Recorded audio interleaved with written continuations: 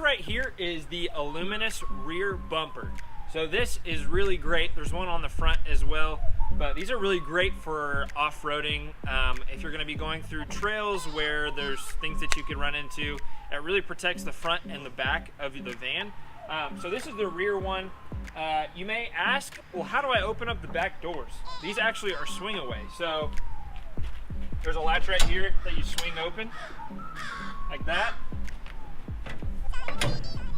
Another latch like that. So this gives you the ability to open up the van. They close really easily. There's a little lockable storage box right here. Pops open right there. It's about 3-4 inches deep. And then you can close it and lock it up.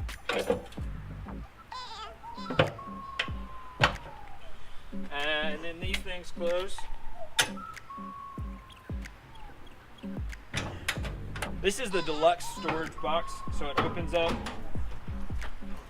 And this is lockable, so you can put in kind of whatever you want to put in here that you want to protect, but you don't want on the inside of the van. Closes.